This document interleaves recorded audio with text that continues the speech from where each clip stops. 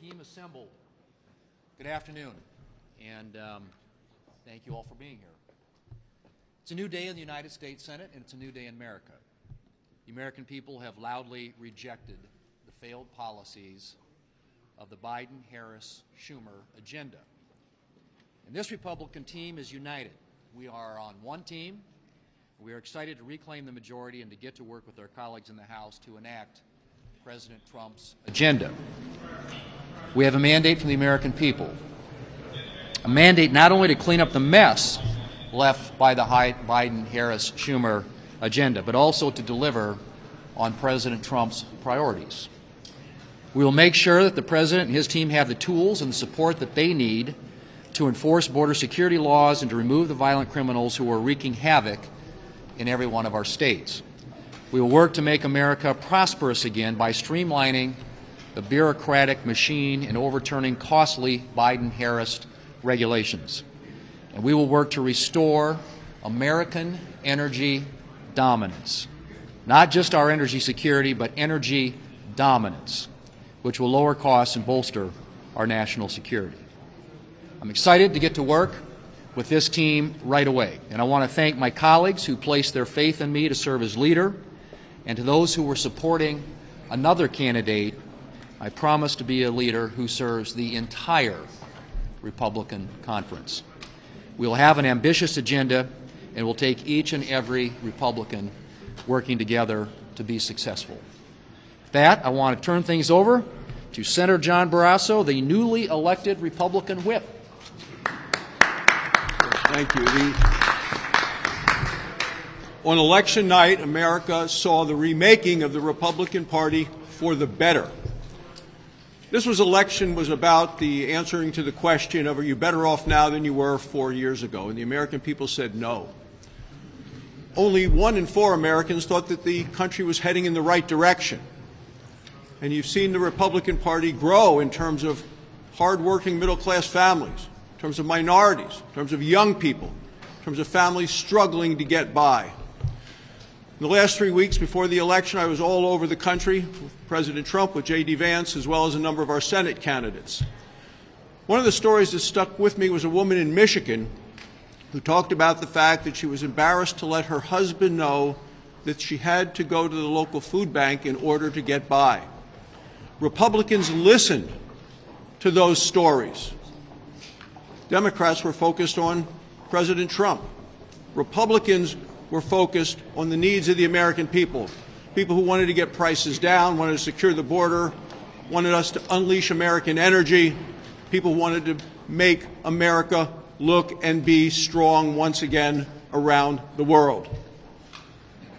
That's what the Republicans listened to, that's what we're responding to, and we are now working together to make sure we can put America back on track.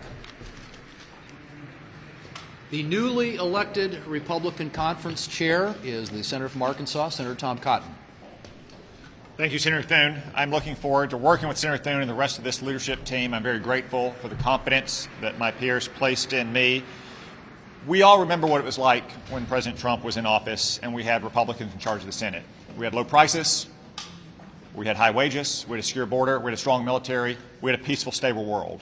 Starting on January 3rd, that's what we'll all be working to build again with President Trump, with Mike Johnson, and the rest of the House Republicans on behalf of the American people. Thank you all. Thanks, Tom. The newly elected Republican Policy Chair is the Senator from West Virginia, Senator Shelley Moore Capito.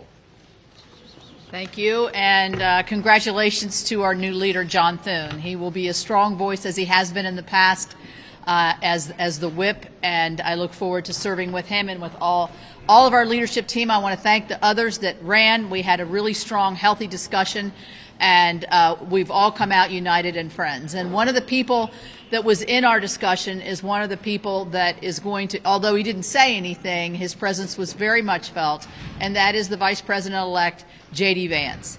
I think the fact that he not only was a voting member of our conference, but also in there with us every step of the way to make sure that the direction that we're going to go as a united conference, and with me leading the policy issues and all of us working together, that we're going to have a united voice. And I'll say one thing about the election. I've said this on all my local stations. What I think the biggest issue was, and there are big ones, border and national security and others, it is literally the American family, the mom and the dad, the grandmother, whoever it is, going to the grocery store. We do it all the time, every week, and we could see, all of us could see, the escalating costs of something so very basic to us, just the cost of food, and hearing from the Vice President in her campaign, the economy's doing great, don't worry.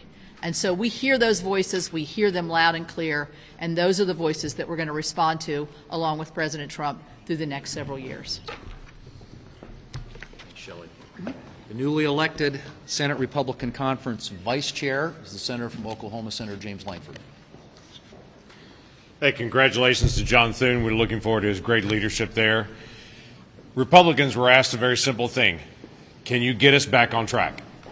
Over 70% of the country right now believes the country is on the wrong track.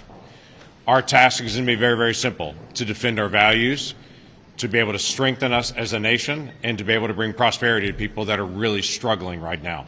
That's a primary issue for us, and all of those things are things that we're going to get onto immediately, because the American people have spoken and said we do not like the direction that the country is going, so let's get us back on a better direction. So this leadership team, President Trump, J.D. Vance, we're headed in a direction to be able to get the country back on the track that she is looking for.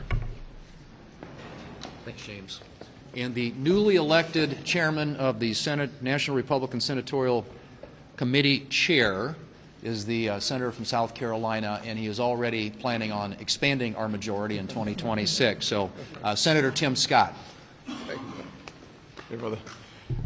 Without any question, President Trump set out to make sure that Americans felt like this country and the American dream was alive and well and there for them. From the border to fixing the economy, to solving the issue of crime and restoring confidence on the global stage, President Trump has been very clear on his agenda. Our goal with our leader, John Thune, is to make sure that we achieve those objectives. My passion is making sure that we defend our current seats and expand the map and expand our majority so that President Trump does not have 2 years with a Republican majority in the Senate, and he has 4 years in control of making sure that America's agenda comes home to each and every household. Thanks, Tim. Couple quick questions. Do you have any concerns about President Trump's cabinet picks so far, and what advice will you give him when it comes to choosing nominees who will pass Senate confirmation? Well, as you know, the Senate has a advise and consent role under the Constitution, so we will do everything we can to process his noms quickly, get them installed in their position so they can begin to implement his agenda. Leader Thune, you said that recess appointments are on the table. That's a key demand from President-elect Donald Trump. Will you move forward with that? Well, what we're going to do is make sure that we are processing his nominees in a way that gets them into those positions so they can implement his agenda. How that happens remains to be seen. You know, obviously, we want to make sure our committees have confirmation hearings like they typically do, and that these nominees reported out to the floor. But I've said this, and I mean it, that you know, we expect a level of cooperation from the Democrats to work with us to get these folks installed. And obviously, we're going to look at explore all options to make sure that they get moved and that they get moved quickly. Will the legislative filibuster remain unchanged under your tenure? Yes. How do you intend to balance maintaining the independence of the Senate with passing the president-elect's agenda? Well, I mean, the Senate, as you know, is